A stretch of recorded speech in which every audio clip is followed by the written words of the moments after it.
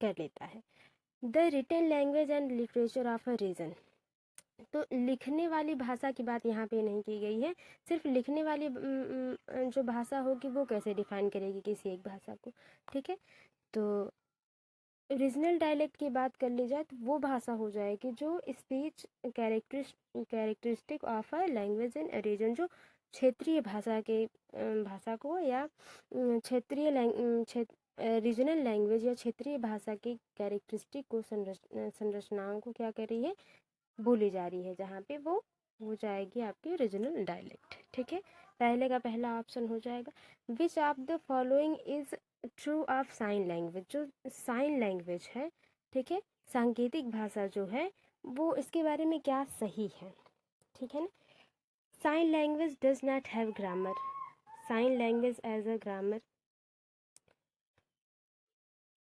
Sign language is set of gesture, only one sign language use across the world, कह रहा है कि सिर्फ एक ही साइन लैंग्वेज ऐसी है जो पूरे विश्व में यानी पूरे वर्ल्ड संसार में बोली जाती है, ठीक है, संसार में बोली जाती है। देखिए साइन लैंग्वेज हैज़ ग्रामर होगा, ठीक है, हैज़ ग्रामर होगा तब सही होगा, या हैव ग्रामर रख सकते हैं वो, यहाँ पे हैव होगा, हैव ग्रामर, ठीक है। तो जो इसमें सही होगा ट्रू पूछा है, तो ऐसा नहीं है कि sign language not have a grammar, grammar नहीं, इनको लिखने का एक तरीका होता है, ठीक है। तो दूसरा ऑप्शन आपका सही हो जाएगा कि sign language have a grammar, ठीक है, ग्रामर है साइन लैंग्वेज की। लैंग्वेज लर्निंग इज, भाषा अधिगम क्या है, लैंग्वेज लर्निंग यानी कि भाषा अधिगम क्या है। अब जानते हैं आप, जहाँ पे भाषा अधिगम की बात होती है वहाँ पे हम चीज़ों को सीखते हैं एफर्ट लगा के, जहाँ पे हम थोड़ी सी कोशिश करके थोड़ी सी मेहनत करके चीज़ों को सीखें, वहाँ अधिगम होगा। जहाँ हम अपने आसपास पड़ोस से अपने आप सीख लेते हैं वो अर्जन होता है, जिसको एक्विजिशन कहते हैं इंग्लिश में, ठीक है, एक्विजिशन कहते हैं इंग्लिश में। फिलहाल यहाँ लर्निंग की बात हो रही है, किसकी, अधिगम लर्निंग की बात हो रही है, लैंग्वेज लर्निंग की बात हो रही है, अधिगम भाषा अधिगम की बात हो रही है। तो क्या है भाषा अधिगम, नेचुरल एंड सब कॉन्शियस है, यानी कि प्राकृतिक है और हम अचेतना से सीख लेते हैं, चेतन मन से नहीं, यानी कि हम उसी तरह अगर अपना पूरा मन न लगाएं तभी हम अधिगम कर सकते हैं। Deliberate and conscious, both natural and deliberate, innate and involuntary. तो देखिए लैंग्वेज लर्निंग जो है वो कॉन्शियस है, ठीक है, सब कॉन्शियस नहीं है, तो ये डेलिबरेट है और कॉन्शियस है, यानी कि इसको हम पूरा मन दिमाग अपने पूरे सोच समझ के ग्रामर रूल नियम कायदे कानून में रह के हम लैंग्वेज लर्निंग करते हैं, अधिगम करते हैं। एक्विजिशन होता तब सब कॉन्शियस होता और नेचुरल होता, लेकिन यहाँ पे लर्निंग है तो दूसरा ऑप्शन जो है सही हो जाएगा, डेलिबरेट एंड कॉन्शियस। चौथा क्वेश्चन है, What does it mean to use multilingualism as a strategy in the classroom? Classroom में बहुभाषावाद, कई भाषाओं का उपयोग करने का क्या मतलब है। ऑप्शंस देखते हैं। Using the common language of learners for translating the content in English medium classroom, कह रहा है कि बहुभाषावाद या मल्टी लिंगुअलिज्म की बात ये है कि जब हम एक भाषा को, जब लर्नर एक या अधिगम करता या सीखने वाला व्यक्ति एक भाषा को दूसरी भाषा में ट्रांसलेट करता है अपने कंटेंट को, तब वो मल्टी लिंगुअलिज्म होगा। या making use of the language of learners to teach learn language and content subject. तीसरा ऑप्शन है not telling the learner to use their language is except the media mark instruction in the classroom, learning of the many language in the school to become multilingual speaker, यानी कि बहुत भाषाओं का हम उपयोग करेंगे बहुत सी भाषाओं का, तो व्यक्ति जो है मल्टीलिंगुअल स्पीकर हो जाएगा, बहुभाषीवाद भाषण करता है या बोलने वाला हो जाएगा, ठीक है। तो अगर बात कर ली जाए कि सिर्फ ट्रांसलेट के लिए हम बहुभाषावाद नहीं करते हैं, सिर्फ आस-पास पड़ोस में बोलने के लिए भाषा का यूज़ नहीं करते, हम कहीं पे भी क्लासरूम में भी अपने लैंग्वेज का यूज़ कर सकते हैं ना। ये तो ऑप्शन चौथा ऑप्शन इससे मेल ही नहीं खा रहा। बचता है आपका दूसरा ऑप्शन है making use of the language of learner to teach learn language and content subject. अपनी भाषा में बच्चों को उस भाषा में बच्चा सीखे जहाँ पे लैंग्वेज क्या है सिखाया जा रहा है, कंटेंट सब्जेक्ट के हिसाब से, सब्जेक्ट वाइज सिखाई जा रही है चीज़ें। ठीक है, तो चौथे का दूसरा ऑप्शन बिल्कुल सही हो जाएगा। विच of the following is true of Hindi language in India. Bharat में हिंदी लैंग्वेज के बारे में क्या सही है? It is the national language of India, it is the common second language in education, it is associate official language of India, it is the official language of India. ये 5 के सही ऑप्शन की अगर बात कर ली जाए तो नेशनल राष्ट्रीय भाषा है नहीं हिंदी, हमारे राजकीय भाषा है।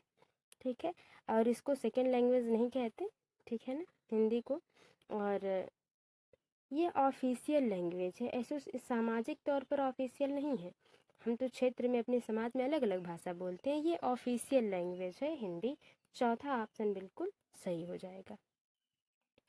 छठा क्वेश्चन है which of the following you would not accept as authentic material. इसमें आप प्रमाणिक उत्पाद क्या नहीं मानेंगे? अगर जैसे आप क्लास में सिखा रहे हैं बच्चों को, तो इसमें से क्या प्रमाणित नहीं है, आप क्या इसको सही नहीं मानेंगे? अ कार्टून फ्रॉम अ मैगजीन, एक अखबार से कार्टून अगर आप लेते हैं तो क्या वो प्रमाणिक होगा? हाँ बिल्कुल होगा। बच्चों को सिखाने के लिए हम कहीं से भी कार्टून ले सकते हैं या कोई भी चीज़ ले सकते हैं। An advertisement in a newspaper, newspaper में अगर कोई प्रचार प्रसार है तो उसको भी हम एग्जाम्पल के तौर पे ले सकते हैं, बिल्कुल ले सकते हैं। An essay covid written by text book writer. और चौथा है a short story by the well known writer Premchand, Premchand के द्वारा लिखी गई कोई अच्छी कहानी, कोई छोटी सी कहानी। ठीक है, इसको भी लिया जा सकता है, लेकिन जो नहीं लिया जा सकता वो है कोविड-19 पे रिटेन जो टेक्स्ट बुक का ऐसे होगा, निबंध होगा, क्योंकि बच्चों के लिए निबंध उतना उपयोगी नहीं होगा। हम एग्जाम्पल कोविड-19 का दे सकते हैं, लेकिन इसके ऐसे लिखने का नहीं, खासकर प्राइमरी लेवल पर। जब भी आप एग्ज़ाम में बैठे और क्वेश्चंस को पढ़ें तो 1 to 5 या 5 to 8 के बच्चों को ध्यान में रखकर चीज़ों को देखें। अगर आप पेपर 2 कर रहे हैं तो और पेपर 1 कर रहे हैं तो ये ज़्यादा ध्यान रखें, ठीक है ना।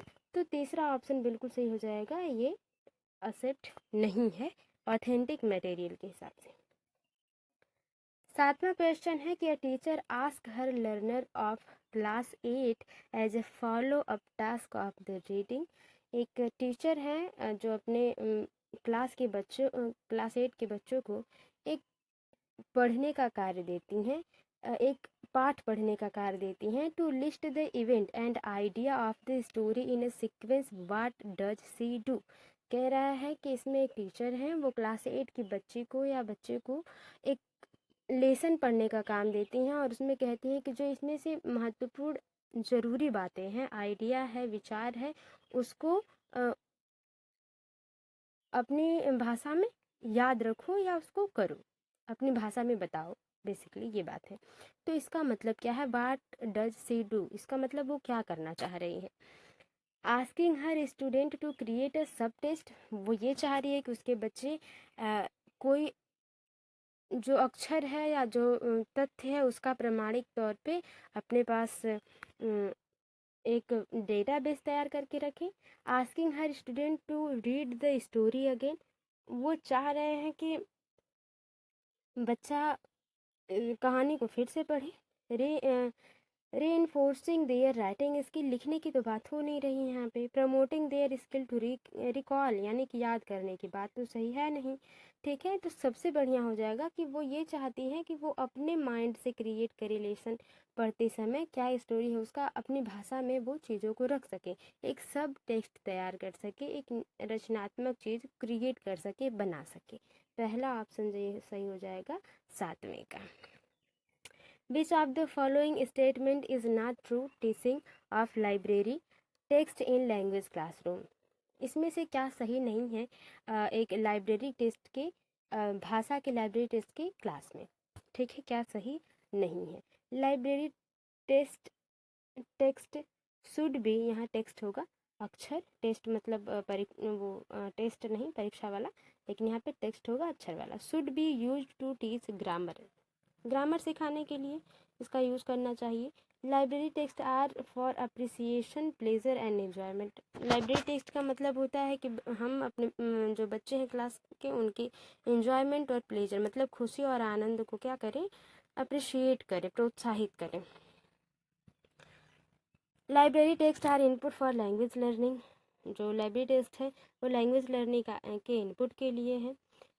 Library test develop critical thinking, नहीं लाइब्रेरी टेस्ट क्रिटिकल थिंकिंग थोड़ी हो पाएगी, बच्चा इतना नहीं सोच पाएगा लाइब्रेरी टेक्स्ट से। 8वें का पहला ऑप्शन बिल्कुल सही हो जाएगा, library text should be use to teach grammar. किसी एक पहलू को सिखाने के लिए लाइब्रेरी टेक्स्ट लिए जाते हैं। 8वें का पहला ऑप्शन सही हो जाएगा। अगला क्वेश्चन है, Ravin reads an article from a newspaper. एक न्यूज़पेपर से आर्टिकल पढ़ता है Ravin. So as the present the overall idea of the text to his group the next day, what is his reading known as. यानी कहा जा रहा है कि वो न्यूज़पेपर से एक आर्टिकल पढ़ रहा है बच्चा, और ओवरऑल वो व्यू देख रहा है, बस सरसरी निगाह से देख रहा है ताकि वो उसका एक सारांश निकाल पाए, एक आइडिया हो पाए कि उसमें क्या कहानी है या क्या बात कही जा रही है। तो इस रीडिंग को क्या कहते हैं, reading between the line, reading beyond the line, तो ये तो होगा नहीं दोनों। स्कैनिंग और स्कीमिंग, इन दोनों में एक होगा, एक सरसरी निगाह से पढ़ना, एक बारीक पठन पढ़ना। ठीक है, 9वें की सही, तो यहाँ पे क्या है, ओवरऑल सरसरी निगाह से वो पढ़ रहा है और उसका ओवरऑल आइडिया ले रहा है, व्यू ले रहा है, क्या है 9वें के सही ऑप्शन की बात कर ली जाए तो ये स्कीमिंग है। स्कीमिंग, स्कैनिंग तब होता है जब वो कोई पर्टिकुलर एक वर्ड को ढूंढे ना, जैसे डिक्शनरी में, या जैसे आप अगर कंप्यूटर चलाते हो तो आप जानते हैं, या कुछ भी जिसमें आप आपने एक डेटाबेस बनाया है बुक में और आप वर्ड मीनिंग ढूंढ रहे हैं कि गो मीन्स क्या होगा ना, तो उसका आप ढूंढ रहे हैं गो मीन्स क्या होगा, गो मीन्स जाना जाना ना, तो उसको आप क्या कर रहे हैं, स्कैनिंग कर रहे हैं। तो जो एक कोई वर्ड एक ढूंढना है तो स्कैनिंग होगा, तो यहाँ पे ओवरऑल सारांश लेने की बात है तो स्कीमिंग होगा। चौथा ऑप्शन 9वें का सही हो जाएगा। 10वां क्वेश्चन है, words one recognise while reading but is not able to use on her own, what is the vocabulary known as. कह रहा है कि जब आप किसी अक्षर को देख के, कोई शब्द को देखकर आप पहचान तो लेते हैं लेकिन उसका यूज नहीं करते हैं अपनी लाइफ में एज अ नॉर्मली, तो वो वोकैबुलरी क्या कहलाएगी, active vocabulary, passive vocabulary, listening vocabulary या रीडिंग। तो देखिए, जो हम डेली लाइफ में यूज करते हैं वो एक्टिव वोकैबुलरी होती है, लेकिन जो हम डेली लाइफ में यूज नहीं करते हैं वो पैसिव वोकैबुलरी होती है, तो ये पैसिव वोकैबुलरी हो जाएगी। आसान प्रश्न है ये। दूसरा ऑप्शन 10वें का सही हो जाएगा। Basic interpersonal communication skills are, BICS की बात आएगी आगे, उस पर देखेंगे। फिलहाल ये बेसिक इंटरपर्सनल कम्युनिकेशन स्किल्स को क्या कहते हैं, यानी कि हम अपनी बात को कम्युनिकेशन के माध्यम से संप्रेषणात्मक तौर पर कह सकें, वो क्या है। Using language for her and now and on familiar topic, किसी जाने पहचाने टॉपिक पे बात करना बेसिक इंटरपर्सनल कम्युनिकेशन स्किल है। या using language for higher order thinking, बहुत अच्छे तरीके से सोच पाना किसी चीज़ को लेकर, वो है। Using language to convey abstract idea and concept, using language for reporting scientific research on topic, नहीं। यहाँ पे कम्युनिकेशन की बात हो रही है तो इसमें तो थिंकिंग की बात आ रही है। इन तीनों में एक ही ऑप्शन सही होगा जहाँ पे लैंग्वेज को यूज़ किया जा रहा है उसके फैमिली टॉपिक है। जैसे आपसे कोई कहा उसी तरह बात कर रहे हैं आप, तो वो कोई जानी पहचानी टॉपिक होगी जिस पे आप बात करेंगे या जिस पे आप स्पीच देंगे ना, तो 11 का पहला ऑप्शन सही हो जाता है। अगला क्वेश्चन देखते हैं, which approach to writing give scope for learners to undergo different stage of writing in order to learn to write। यानी कि कौन सा राइटिंग का वो उपागम है, अप्रोच मीन्स उपागम होता है हिंदी में, उपागम है जो लर्नर को ये स्कोप देगा कि वो डिफरेंट तरीके से अलग अलग स्टेज पर राइटिंग कर सकें अपने हिसाब से ना। वो क्या होगा, प्रोडक्ट अप्रोच होगा, प्रोसेस अप्रोच होगा, कम्युनिकेटिव अप्रोच होगा या लॉजिकल अप्रोच होगा। 12 के सही ऑप्शन की अगर बात कर ली जाए तो देखिए प्रोडक्ट अप्रोच वहाँ होगा जब आप अपने हिसाब से कुछ लिखें, जैसे आपको निबंध लिखने के लिए दे दिया जाए ना, तब तो वो हो जाएगा। लेकिन आप अपने हिसाब से कुछ चीज़ लिख रहे हैं तो वो प्रोसेस अप्रोच होगा। कौन सा अप्रोच होगा, प्रोसेस अप्रोच हो जाएगा। दूसरा प्रक्रिया उपागम जिसे कहते हैं, जिसे क्या कहते हैं, प्रक्रिया उपागम। चलिए फिलहाल 12 का दूसरा ऑप्शन सही हो जाएगा। आगे देखते हैं अगला question. Arul Rahul, A teacher in his grammar class introduces rule of a grammar item, voice and tenses। यानी कि उनके टीचर उन्हें आइटम, वॉइसेस एंड टेंसेस के बारे में बता रहे हैं, यानी सेंटेंस के बारे में, टेंस के बारे में बता रहे हैं। First and make them understand how the form behave. और उसके पहले टीचर ये सिखा रहे हैं कि जो फॉर्म है, first form, second form, third form, ये कैसे बिहेव करती है, कैसे लगाई जाती है, इनका यूज कैसे किया जाता है, and how to use in context, इनका यूज कैसे किया जाता है। He then gives lot of task for learners to practice the language item. फिर उनके बाद उनके टीचर बहुत से वर्क देते हैं उनको, जो रूल सिखाए गए हैं, बताए गए हैं, उन पे काम करने के लिए। जैसे आप स्पीकिंग करते हैं ना, आप स्पीकिंग, इंग्लिश स्पीकिंग जब सीखने जाते हैं तो आपको काम दिया जाता है कि निब पर बोलो, निब पर बोलो, स्कूल पर बोलो, अपने आप पर बोलो, पिता पर बोलो ना। इस तरह से कम्युनिकेटिव स्किल्स कराई जाती हैं। तो उसी तरह से जैसे आप टेंस पढ़ रहे हैं इंग्लिश में, कोई सब्जेक्ट पढ़ रहे हैं, मैथ पढ़ रहे हैं इंग्लिश, उसके लिए प्रैक्टिस दी जाती है ना, वही बात। तो इस प्रोसेस को क्या कहेंगे, कॉन्टेक्स्ट नॉलेज, मतलब content knowledge, procedural knowledge, process knowledge, या डिक्लेरेटिव नॉलेज। यहाँ पे नॉलेज होगा। 13 के सही ऑप्शन की अगर बात कर ली जाए तो आप समझ गए होंगे कि यहाँ पे कंटेंट नॉलेज नहीं है, कंटेंट नहीं दिया जा रहा, कोई टॉपिक नहीं दी जा रही है। प्रोसीजरल नॉलेज यहाँ पे होगा नहीं, प्रोसेस भी नहीं होगा। यहाँ पे डिक्लेरेटिव नॉलेज यानी कि पूरी तरह से दिया जा रहा है सिर्फ प्रैक्टिस करने के लिए। चौथा ऑप्शन बिल्कुल सही हो जाएगा। Which are the following is an input based task for language learning।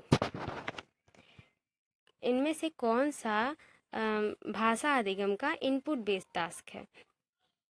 Learner read a story in group of 5। जो सीखने वाले बच्चे हैं वो 5 लोगों में स्टोरी को पढ़ रहे हैं। Learner write a dialogue for skit to be enacted in an event. किसी इवेंट में डायलॉग बोल रहे हैं। Learner enact a role play on the issue of climate change. Climate change पे वो क्लाइमेट चेंज के किसी इशू पर वो रोल प्ले, अभिनय कर रहे हैं, नाटक कर रहे हैं। Learner ask question to understand the ideas of the talk they listen to. यानी कि बच्चे वो बात कर रहे हैं जो सुन रहे हैं, उस पर वो समझने की या उनको समझने की, उन क्वेश्चंस को समझने के लिए क्वेश्चंस पूछ रहे हैं। ठीक है, तो इसमें से input based task language learning क्या होगा। 14 के सही आंसर की अगर बात कर ली जाए तो जहाँ पे इनपुट बेस्ड टास्क होगा, जहाँ पे 5 लोगों में बातें हो रही हैं या रीडिंग हो रही है, स्टोरी रीड की जाती है, वहाँ पे इनपुट बेस्ड टास्क होगा। ये कुछ ग्रुप में हो ना, जैसे यहाँ पे तो कई इवेंट में अगर बात करेंगे वहाँ कई लोग होंगे, वहाँ पे सिर्फ आप बोलेंगे और लोग आपको सुनेंगे, अच्छे से सुनेंगे या नहीं सुनेंगे ये इसका नहीं कोई मतलब वो है। लेकिन यहाँ पे 5 लोगों में जब आप ग्रुप में स्टोरी पढ़ रहे हैं तो आप एक दूसरे से क्या करेंगे, इंटरेक्ट करेंगे, वाद विवाद करेंगे। ठीक है ना, 14 का पहला ऑप्शन सही हो जाता है आपका। अगला है which of the following is not a concept from language education. भाषा शिक्षण का कॉन्सेप्ट नहीं है इनमें से क्या। Grammar translation method, wave length of sound, first language interference, error correction. तो देखिए ये आसान प्रश्न है, टफ नहीं है। वेव लेंथ साउंड किसी भी प्रकार का शिक्षण भाषा शिक्षण कॉन्सेप्ट नहीं है, तो दूसरा ऑप्शन ही सही हो जाएगा। आगे देखते हैं, which of the following is defined as social dialect. देखिए सामाजिक, अब तक हम लोगों ने डायलेक्ट की बात करी थी, भाषा भाषा की बात करी थी। कहाँ गया क्वेश्चन भाई? सोशल डायलेक्ट है ना, सामाजिक उपभाषा को डिफाइन करिए, समझाइए। ऑप्शन देखते हैं, speech characteristic of a language of a community of और ग्रुप ऑफ पीपल, जहाँ पे कोई कम्युनिटी हो, कई साथ लोग मिलके जो लोग रहते हैं एक एरिया में, वो, या एक ग्रुप ऑफ पीपल जो भाषा को बोलते हैं। लैंग्वेज ऑफ अ स्टेट और कंट्री और कॉन्टिनेंट, वो भाषा जो एक महाद्वीप, एक देश या एक राज्य में बोली जाती है। Speech characteristic of a language of और रीजन विथ इनर लैंग्वेज, यहाँ पे रीजन क्षेत्र वाला रीजन होगा, REZION, ठीक है। तो अंदर की भाषा एक क्षेत्र में, एक कुछ क्षेत्र में सीमित बोली जाए। The written language and literature of region, किसी क्षेत्र का किसी क्षेत्रीय भाषा का लिखित भाषा और उनके लिटरेचर, तो किसी एक क्षेत्रीय भाषा का सोशल डायलेक्ट तो होगा नहीं ना। सोशल डायलेक्ट सामाजिक उपभाषा वो हो जाएगी जहाँ पे एक कम्युनिटी बोली जाए और कुछ लोगों के ग्रुप बोले जाते हैं एक भाषा को कैरेक्टरिस्टिक अपने हिसाब से बदल के, आसपास की भाषाओं को बदल कर, क्या है, थोड़ा सा बदलाव करके उस भाषा को बोला जाए, तो वो क्या हो जाएगा, सोशल डायलेक्ट हो जाएगा। Sign language is, sign language क्या है? और नेचुरल लैंग्वेज विद ग्रामर, यानी कि साइन लैंग्वेज का ग्रामर होता है। तो ये बात तो हम लोगों ने की थी कि हाँ ग्रामर होता है, इसका स्क्रिप्ट भी होती है ना। It is not a natural language, natural language क्यों नहीं है? साइन लैंग्वेज बिल्कुल नेचुरल लैंग्वेज है। A natural language without a grammar, नहीं, इसके पास ग्रामर भी है और ये नेचुरल है, बिल्कुल हो जाएगा आपका साइन लैंग्वेज, ठीक है। 17 का पहला ऑप्शन सही होगा। People who know many language are known as, वो व्यक्ति जो बहुत सारी भाषाएं जानता हो उसे क्या कहेंगे? पॉलीग्लोट, पॉलीलिंग्विस्ट, मल्टी स्पीकर्स, मोनोलिंगुअल। तो मोनोलिंगुअल वही होगा जो एक भाषा बोलेगा लगभग। 18 के सही ऑप्शन की अगर बात कर ली जाए तो पॉलीग्लोट कहेंगे जो बहुत सी भाषा जानेंगे, ऐसा नहीं कि मल्टी स्पीकर आपको नहीं कहना है। 18 का पहला ऑप्शन सही हो जाता है। A child begins her schooling in her mother tongue, यानी कि एक बच्चा जो है वो अपना बचपन का, यानी कि जो शुरुआती स्कूल है वो अपनी मातृभाषा में शुरू करती है। And move on the add many more language, और फिर उसके बाद वो धीरे धीरे कई भाषाओं को जोड़ती जाती है, यानी सीखती जाती है। By the time she complete her high school, और इसी तरह वो अपनी हाई स्कूल को क्या कर लेती है, कंप्लीट कर लेती है, कई भाषाओं को जोड़ते जोड़ते, यानी कि मातृभाषा में उसने शुरुआत की थी लेकिन फिर उसने कई भाषाओं को सीख लिया। What is this language education strategy known as, अब इस तरह की प्रोग्रेस को क्या कहेंगे? मदर टंग फर्स्ट पॉलिसी, पहले मातृभाषा पॉलिसी कहेंगे, या थ्री लैंग्वेज तो त्रिभाषा सूत्र जो है वो कहेंगे। मदर टंग बेस्ड मल्टीलिंगुअलिज्म, यानी कि मातृभाषा के आधार पर बहुभाषावाद, तो सही है। न्यू एजुकेशन पॉलिसी, तो न्यू एजुकेशन पॉलिसी का ऐसा कोई काम है नहीं। मदर टंग के साथ साथ हमने कई भाषाओं को अगर सीखा है तो मदर टंग बेस्ड मल्टीलिंगुअलिज्म वाला ऑप्शन, यानी कि तीसरा ऑप्शन सही हो जाएगा। अगला क्वेश्चन देखते हैं, एंगेजमेंट विथ लैंग्वेज मीन्स, मतलब कि भाषा का आदान प्रदान, वाद विवाद करना, ये क्या है इसका मतलब? टीचर्स वर्क विथ लर्नर्स, जो शिक्षक होते हैं वो बच्चों के साथ काम करते हैं। Learner work in language for purpose, जो बच्चे हैं वो लैंग्वेज को एक उद्देश्य के माध्यम से सीखते हैं, ठीक है। तो कोई भी भाषा सीखने का एक उद्देश्य तो होगा ना। Learners and teacher work together on the rule of grammar, सिर्फ ग्रामर के बारे में बात थोड़ी होती है एक भाषा सीखते हैं तो। Learner try and learn phonetics, सिर्फ ध्वनि की बात थोड़ी होती है। दूसरा ऑप्शन आपका सही हो जाएगा कि हम किसी पर्पज से एक भाषा को सीखते हैं। This make the learners use language for purpose, language का एक उद्देश्य क्या हो सकता है? एन ऑथेंटिक टास्क, कोई प्रमाणित कार्य हो। एन एक्सरसाइज, सिर्फ एक्सरसाइज के माध्यम से हम लैंग्वेज थोड़ी सीखेंगे। An memorisation part of the poem, सिर्फ पोएम का एक मेमोराइजेशन भाग नहीं है। The decoding of the text. 21 के सही आंसर की अगर बात कर ली जाए, एक ऑथेंटिक टास्क है, ये एक प्रमाणित टास्क है। एक हम प्रमाण रखेंगे अपने पास कि हम ये चीज़ सीख लेंगे तो इससे हमें कुछ फ़ायदा होगा। जैसे हम भाषा सीखते हैं ताकि हम अपनी बात को दूसरों के सामने रख सकें, अपने आप को एक्सप्रेस कर सकें, दूसरों की बातों को हम एक्सपीरियंस कर पाएँ, समझ पाएँ। ठीक है, तो ये ऑथेंटिक टास्क हो जाएगा। Shruti read the magazine. ठीक है, श्रुति अखबार पढ़ रही हैं। To find a special information, कोई एक स्पेशल इंफॉर्मेशन जानने के लिए वो क्या कर रही हैं, मैगजीन पढ़ रही है। एंड द इवेंट रिपोर्टेड, और जो इवेंट हो रहा है उसमें उसमें कुछ स्पेसिफिक, कोई एक खास जानकारी ढूंढने के लिए, तो ये रीडिंग क्या कहलाएगी? Skimming, reading for purpose, reading for pleasure, scanning. तो प्लेजर अगर होता तो ये कहानियों में होता, हम सरसरी निगाह से जिधर पढ़ लेते तो प्लेजर हो जाता। पर्पस ये दोनों तो होगा नहीं, स्कीमिंग स्कैनिंग की बात आ जाती है। तो यहाँ पे आप सही हैं कि यहाँ पे भी क्या है, स्कैनिंग है। कोई एक टॉपिक है विशेष खास जिसको ढूंढा जा रहा है। हम लोगों ने इसके पहले जो क्लास अभी अभी पढ़ा है, मतलब कि क्वेश्चंस, ठीक है, उसमें क्या था, उसमें स्कीमिंग थी, जो एक सारांश को पढ़ने की बात की जा रही थी। चौथा ऑप्शन बिल्कुल सही हो जाएगा। आई होप आपके जो कन्फ्यूजन होगी वो क्लियर हो गई होगी। Words which we use in writing and speaking are, वो शब्द जो हम बोलने और लिखने में यूज़ करते हैं उसे क्या कहते हैं? Passive vocabulary, vocabulary in use, active vocabulary, vocabulary for purpose.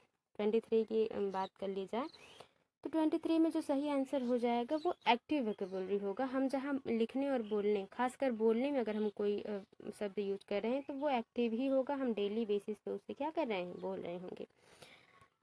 आगे देखते हैं विच ऑफ द फॉलोइंग, तो एक्टिव पैसिव वोकेबुलरी भी हम लोगों ने देख ली, स्कीमिंग और स्कैनिंग, इनमें भी प्रॉब्लम नहीं होगी आपको, आपने देखा। इस प्रकार से क्वेश्चन सेलेक्ट किए गए हैं कि आपकी कन्फ्यूजन्स दूर हो जाए एक ही दो क्लास में।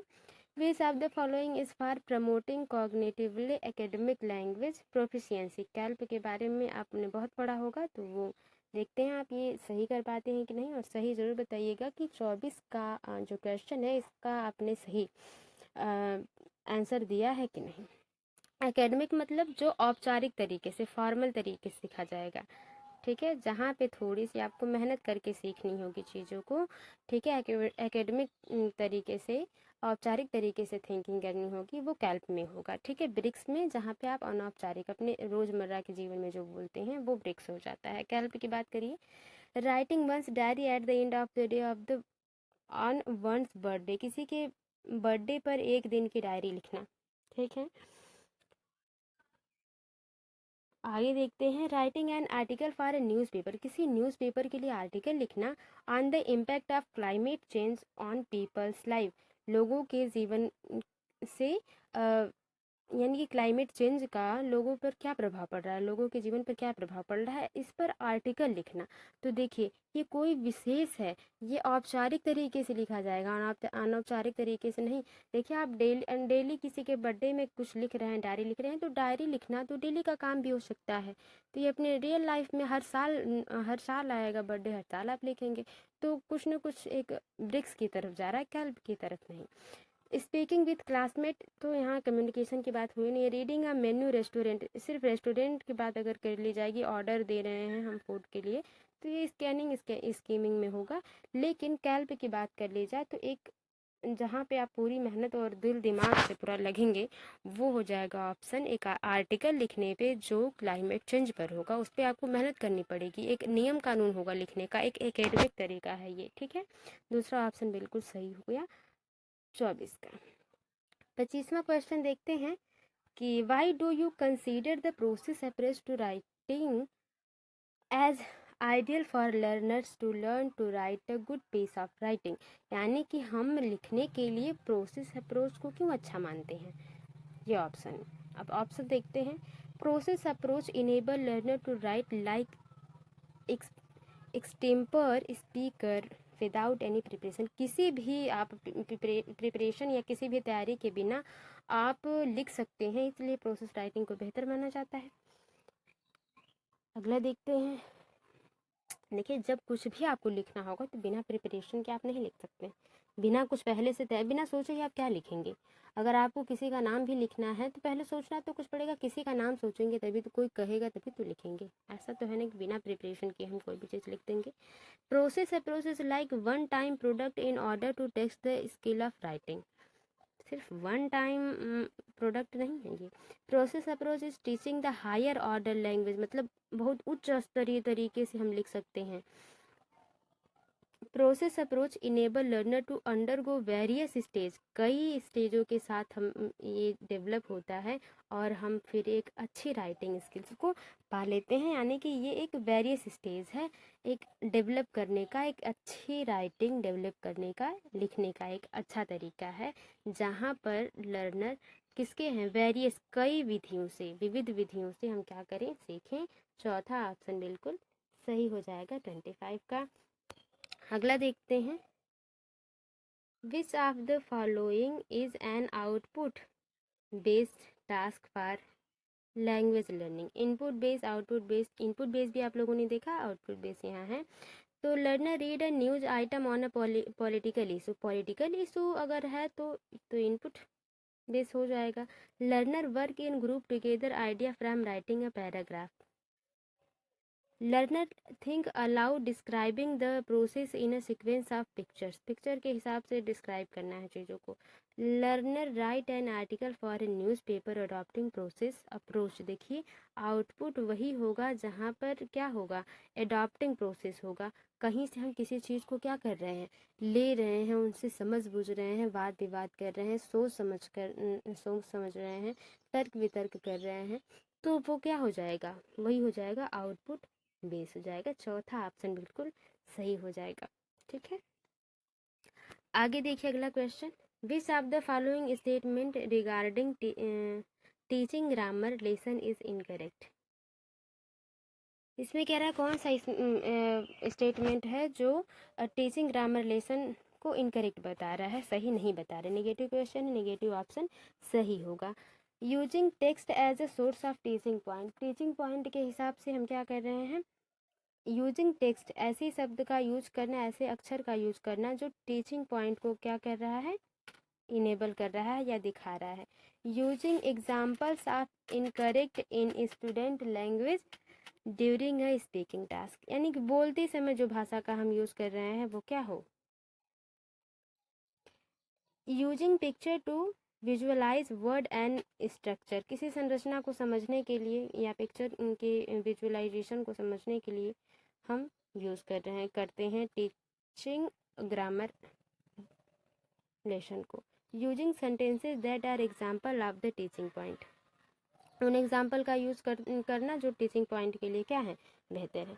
तो 27 का जो सही आंसर हो जाएगा वो ये हो जाएगा कि हम किसी पिक्चर को विजुअलाइज करने के लिए या स्ट्रक्चर, उनकी संरचना, किसी पिक्चर का संरचना कैसे हो सकती है, कोई पिक्चर है अगर तो क्या उसका व्याकरण हो सकता है, नहीं, बिल्कुल नहीं। तो तीसरा ऑप्शन बिल्कुल सही हो जाएगा 27 का।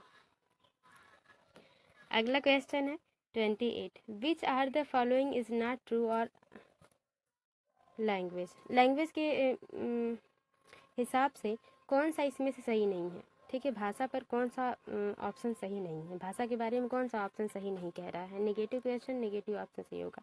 Every language has a script, सभी भाषा की एक स्क्रिप्ट होती है, यानी कि सभी भाषा को लिखने का एक तरीका होता है, लिपि होती है। Script is not essential for language, दूसरा ऑप्शन कह रहा है कि जो लिपि है वो लैंग्वेज के लिए आवश्यक नहीं है।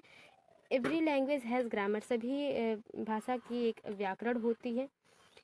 लैंग्वेज इज़ प्राइमरली स्पोकन, भाषा कहीं भी प्राथमिक तौर पे बोली जाती है, ये ज़रूरी नहीं है। भाषा प्राइमरी बोली जाती है, यहाँ पे नॉट ट्रू है, तो ये तो सही है, तो ये तो होगा नहीं आंसर। 28 के सही आंसर की अगर बात कर ली जाए कि every language has a script, ये ज़रूरी नहीं है कि सभी भाषा की एक लिपि हो, सभी भाषा की एक लिपि हो, ये ज़रूरी नहीं है। 21 का पहला ऑप्शन आपका सही हो जाता है, 28 का सॉरी। अगला देखते हैं 29, a language learning and testing task which drops a word after every sixth word in a text is known as. कहा जा रहा है कि हर एक 6 वर्ड के बाद हम एक टास्क दे रहे हैं, एक प्रैक्टिस सेट दे रहे हैं चीज़ों को करने के लिए या सीखने के लिए लैंग्वेज लर्निंग में। तो वो क्या होगा? डिक्टेशन टास्क यानी कि शब्दावली का कार्य, क्लोज होगा, ग्रामर इंटरलाइजेशन टास्क होगा, फिल इन द ब्लैंक्स होगा। 29 के सही आंसर की अगर बात कर ली जाए तो ये क्लोज होगा। ठीक है, 29 का दूसरा ऑप्शन सही हो जाएगा। आगे देखते हैं अगला क्वेश्चन, थोड़ा फास्ट चलते हैं। Which of the following is an assessment of learning task?